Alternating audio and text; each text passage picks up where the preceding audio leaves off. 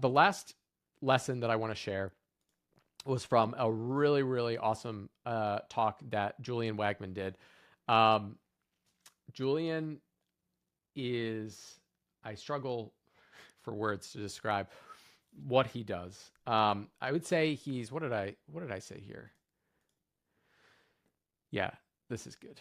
He's an inner work guide for entrepreneurs. So basically, when entrepreneurs are stuck, like really killer entrepreneurs, he helps them to uncover, I guess, the inner blockages and the things that are holding them back from getting to the next level. I think we all know someone, and maybe it's ourselves, that their biggest enemy is themselves.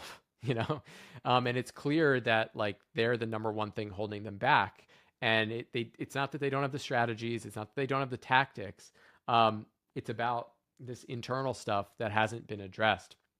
And Julian hosted this session about how our responses to trauma, responses to emotions, secretly sabotage our business success and what to do about it. Okay. And you can think of your inner landscape as an iceberg. And basically, what people see above the surface and what happens in the world are our actions, the behaviors that take place. But there's actually this whole iceberg under the surface that creates the actions, right? It's all the things that actually turn into the actions that we take. And below the surface, there are thoughts and our beliefs about the world. There are our emotions, which actually drive decisions. You've heard probably people buy with logic and they buy with emotion and then justify it with logic. We like feel emotions and act and then justify it with logic. And then at the bottom level is the body itself, right?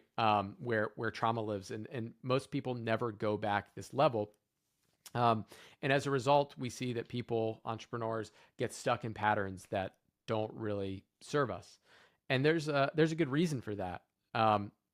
Most of these patterns that we do that are self-defeating, I talked about what got you here won't get you there. At some point, this pattern protected us. So maybe if you were like bullied as a kid, right? You learned to hide your fear. And now you can't share and feel and express your emotions because of this skill that you learned a whole long time ago. And then as a result, that's like really negatively impacting your business. Or maybe you learn to please others to stay safe, or, to like keep quiet and not raise your voice, right? Because of your family growing up, or maybe you learn that the signals that your body is giving you, like what we did with Patrick, can't be trusted. All these protective mechanisms become an operating system. And this is running below the surface, affecting all the actions that we do. The problem with that is they're running your business while you're sitting there figuring out why are things not working, right? Intellectually, up here, we know, and I told you, you should raise your prices. But below the surface, right, your emotions and your body responses, your body is screaming, danger, red alert, red alert, red alert, not safe, not safe. And as a result, you don't do it, or you do it half-heartedly without conviction, and then it doesn't work, and it creates this feedback loop over and over and over again. And our bodies are really smart. They're very good at protecting us, protecting our system. So if we don't address this stuff that's below the surface, stuff kind of comes out sideways and doesn't help. So same idea, setting boundaries with the client, your body freezes and you just let them walk all over you. One of the questions, I guess 2 questions that Julien shared that I think are a really good signpost to digging deeper into this.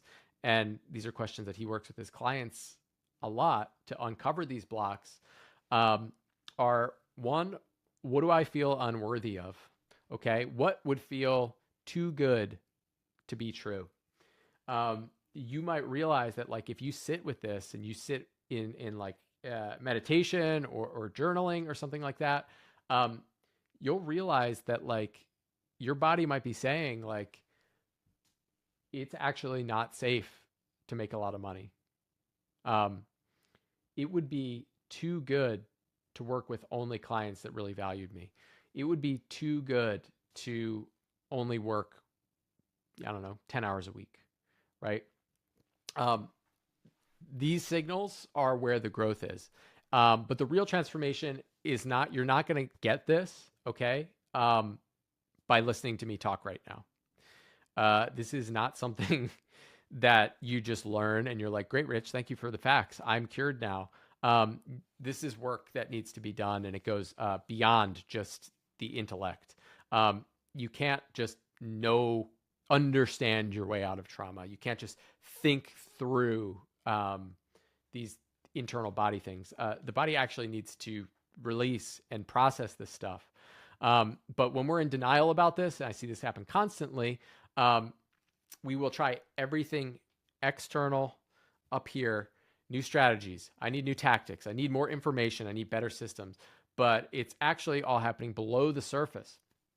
Okay, so I'll give an example. This is one of my clients that worked with Julien, and they've been working together for years now.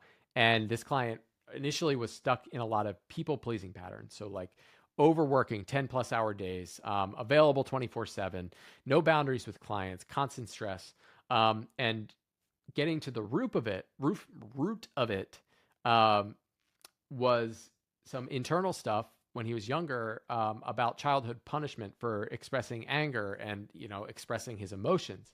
And as a result, the business reflected this trauma, right?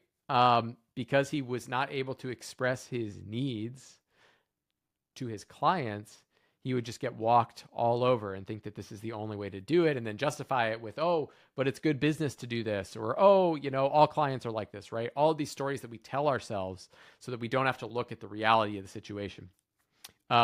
So after doing the work, they found new policies for clients, right? Only working with clients that respect his boundaries, moving to a new environment, feeling peace instead of constant stress. And the truth is uncomfortable, right? A lot of us are really in denial about what's holding us back. And we will do everything, strategy, tactic, hack, before looking at the painful truth, which is that there's inner work to be done for all of us. Okay? And I think our society is really just like catching up with this stuff. I'll tell you this. When you do the work, personally, I've been on this journey for a while myself, through my recovery journey. I've been doing therapy, internal family systems work, other like self work stuff. As you continue to address these deeper layers, the actions that felt so painful and like you were avoiding them and they felt terrible, they feel effortless. You don't need to force yourself or discipline yourself to set boundaries, to charge more money, to put yourself out there, because the inner conflict, right, the internal stuff is gone. And I think our culture is coming around to this, but a lot of times when you talk about this inner work stuff, people will be like, "Oh, that's so weird." Our culture is like, okay, it's totally normal to like watch Netflix for 2 hours every night. But if you said, hey, I spent 2 hours processing my emotions, people will be like, what's wrong with you? Right? Like Julien said this. And this collective denial about these things, like makes the whole society sick. Okay. So we're not going to solve this in me telling you about this right now, but at least maybe some awareness can open some doors where you have the opportunity, like an invitation to maybe do something about it. But sit with this question. What do I feel unworthy of? Just observe it. And just do it anyway. Only helps us so much. And it's only the internal work. So that's kind of it, folks. The one thing that I'll say, just summing up this entire event and what it was all about, is how intertwined all of the outcomes that we want are with our internal world and our internal state. And entrepreneurship is really about taking the internal and making it external. So you need to do both. It was a really amazing event. I got a ton out of it. I know my clients did too. Hopefully you enjoyed this little teaser.